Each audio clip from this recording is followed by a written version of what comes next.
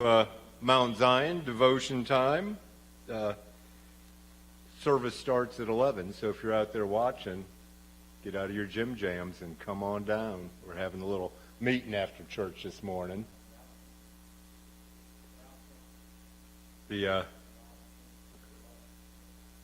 So we are here on this beautiful day. There's been some things going on, in the last couple of weeks. Had two deaths of people much younger than me in my life, and that gets me to thinking. Y'all ever remember watching Bullwinkle?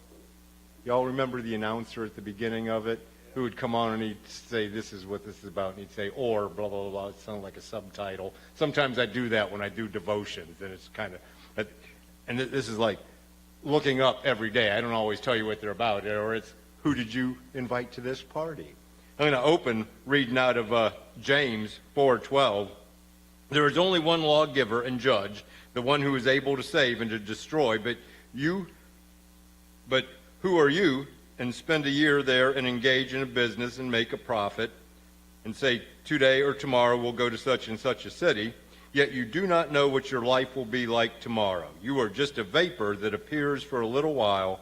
Instead, you ought to say, 'If the Lord wills, we will live and do this or that.' But as it is, you boast in your arrogance, and all boasting is evil." That bit about being a vapor, it applies to all of us. We just don't know. It can be gone tomorrow. Y'all remember Brother Robin's rope that he had with the little blue end on it, and he ran it out there. And this is just a short part of our life here.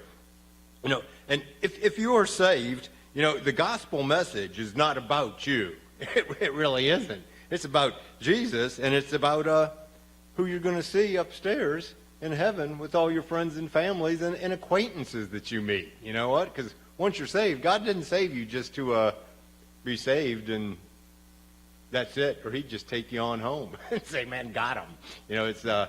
He's got plans for us. In a class, Ecclesiastes 11, starting in 8, it says, "Indeed, if a man should live many years, let him rejoice in them all, and let him remember the days of darkness, for they will be many. Everything that is to come will be futility. Rejoice, young man, during your childhood, and let your heart be pleasant during the days of young manhood, and follow the impulses of your heart and the desires of your eyes.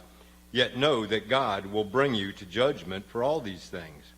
So remove grief and anger from your heart, and put pain away from your body, because childhood and the prime of life are just fleeting." And we know that. As we get a little older, man, your grippers don't work so good anymore. You kind of throw your legs out of bed in the morning to get the rest of your body to follow on after it. And, it's just the way it is. But, there are a lot of good people out there. I mean, sweet people that people that you see each and every day, who are so busy just chasing after life. Man, they're taking care of the kids. They're going to work in the morning. They catch their breath and they go and have a little bit of fun. And sometimes they just forget that this is just but a fleeting moment in their life. And they need an invite to come on down and meet Jesus. It's just something we should do.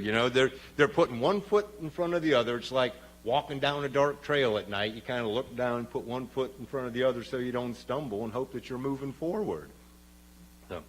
In Psalm 144:2, it says, "My loving kindness and my fortress, my stronghold and my deliverer, my shield, and he in whom I take refuge, who subdues my people under me, O Lord.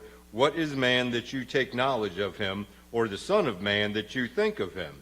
Man is like a mere breath, his days are like a passing shadow. Bow your heavens, O Lord, and come down, touch the mountains, that they may smoke, flash forth lightning and scatter them, and send out your arrows to confuse them." The God of all creation sent his son here to save us. I mean, it is just an awesome thing to think that God thought so much of us, who, the Bible tells us, don't think more of yourself than you ought to, because, sometimes we get kind of full of ourselves and start thinking about not ourselves, but, what are we going to do for recreation this weekend? His son was sent, as a means of escape from judgment, not just for you and me, but for everyone. In Psalm 39:2, it says, I was mute and silent, and I remained even from good, and my sorrow grew worse. My heart was hot within me. While I was musing, the fire burned. Then I spoke with my tongue, Lord, make me know my end, and what is the extent of my days. Let me know how transient I am. Behold, you have made my days as hand's breadth, and my lifetime as nothing in your sight. Surely every man at his best is a mere breath. Surely every man walks about as a phantom. Surely they make an uproar for nothing. He amasses riches and doesn't know who will gather them up. You know, in Sunday school last week, as often happens, seems to be a theme that comes up more than once, at least in the men's classroom, and that's when you meet your Maker, what's going to go on? You know, is he going to review your whole life? Is he going to go over things, then wipe away the tears and move on, but knowing that you're going to come in? You know, I can't tell you, can't go there, don't know that. We'll find out one day. But I think he's going to ask a question. I think he's going to say, hey, who else did you invite to this party? You know, that's not something we didn't do, something we did do. It's something that we do for the Lord.